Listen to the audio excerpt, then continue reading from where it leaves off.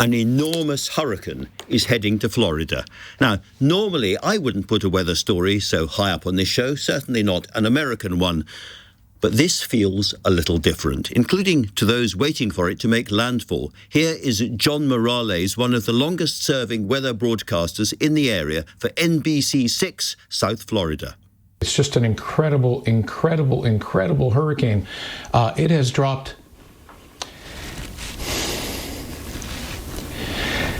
It has dropped 50 millibars in 10 hours.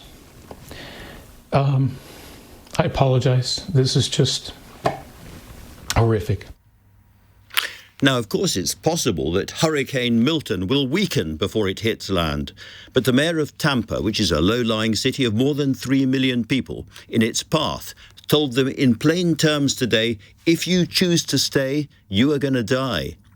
There's a pattern here, not necessarily more hurricanes, but bigger ones. Hurricane Helene, which hit Florida in late September, caused more than 200 deaths and catastrophic damage all the way up to the Appalachian Mountains. So what kind of damage is the community bracing for with Milton? Professor Jennifer Collins is a hurricane expert at the University of South Florida. Professor Collins, thank you very much indeed for joining me. I was going to ask, what does a hurricane expert do when a hurricane is coming her way? Do you stay or do you go? Oh, that's a song, isn't it? But yeah, that's for another time. It's a really difficult choice. I'm not in a storm surge area. If you're in a storm surge area, there's been mandatory evacuations. You go. There's no doubt. If my situation was a little bit different, I would probably go. But I have some dogs who don't travel well. So that's my reason for staying. People do have their reasons for staying. Yeah. But it's a bad one. Dogs really, really matter. I do know that. Let me ask you about the hurricane season, because there's always been a hurricane season. The perception, certainly here, is that the hurricanes are getting much worse and that this is clearly to do with climate change. What's your view? Yes, there's definitely a lot of literature, a lot of research, which is definitely showing hurricanes getting worse and climate change impacts in terms of rapid intensity. We saw that with this storm going from a Cat 1 through a Cat 5 in just 18 hours. Those are all related to climate change. The impacts of the sea level that's risen, when you combine that with the storm surge, now we get worse flooding. So there's so many impacts from climate change with hurricanes today.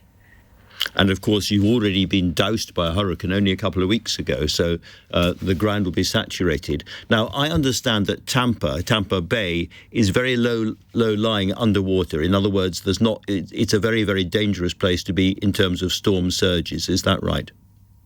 Well, Tampa Bay area is very vulnerable. It's known as one of the most vulnerable place in the United States by Tampa ports. And the reason for that actually is because of the, very shallow continental shelf that we have.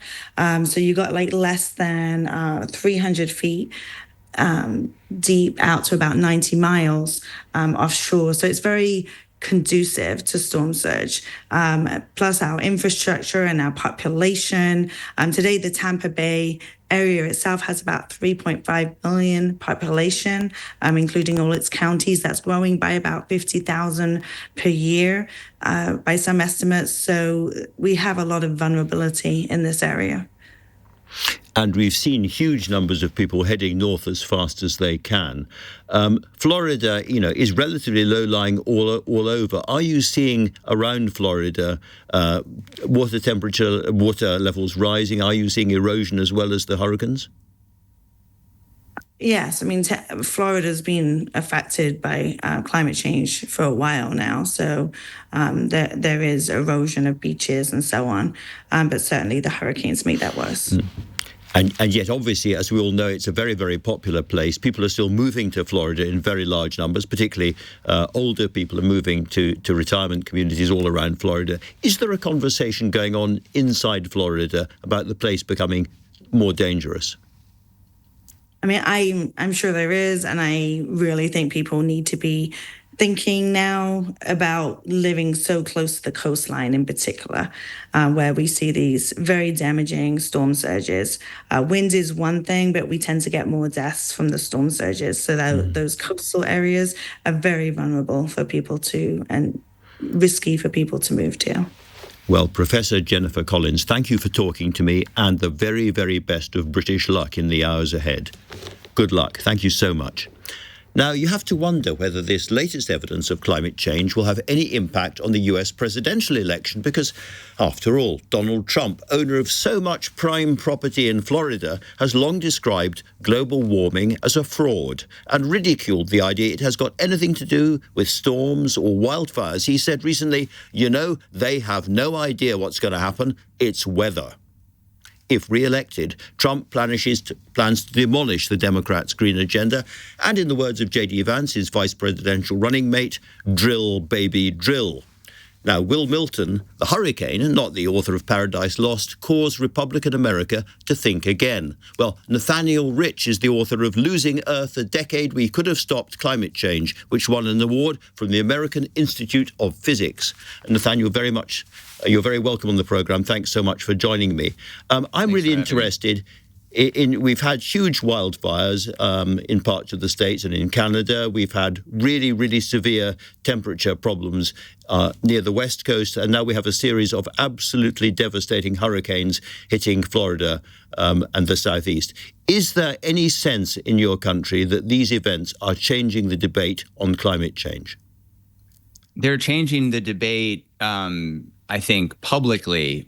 Politically, though, we're in a very odd moment in that you have an enormous gulf in the politics between the two parties, as you referenced.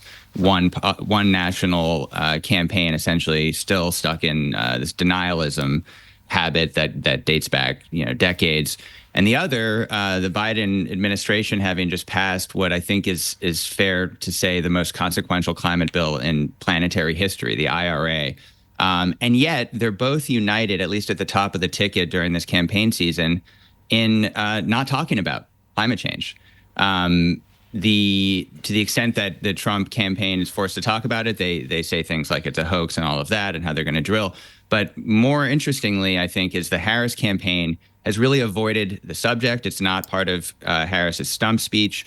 And when pressed to talk about it, as in the debate, the final question of the last debate, Harris always is careful to talk about how much oil and gas production that the Biden administration has been responsible for. And so there's clearly very strong polling numbers that they're seeing that's convinced them of a strategy of essentially silence on this issue.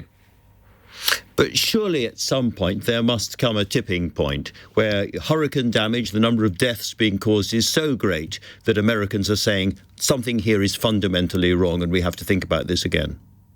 I think Americans are saying that, and I think Floridians are saying that. Florida is a fascinating example of what's now a fairly reliable red state that is not at all, I think, denialist, especially as you go to the coasts. So the people are increasingly moving there.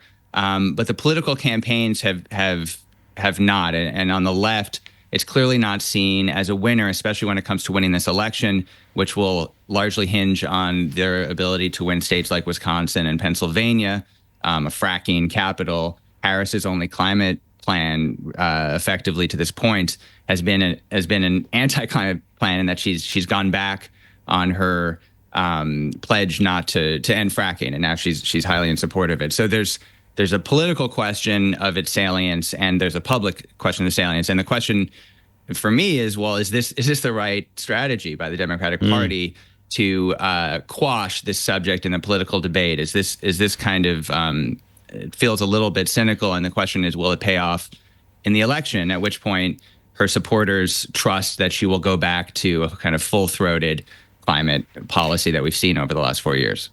So this feels very, very weird indeed, Nathaniel, in the middle of real worries about a hurricane, so much so the United States president gives up a foreign trip and stays at home and warns people to leave or die.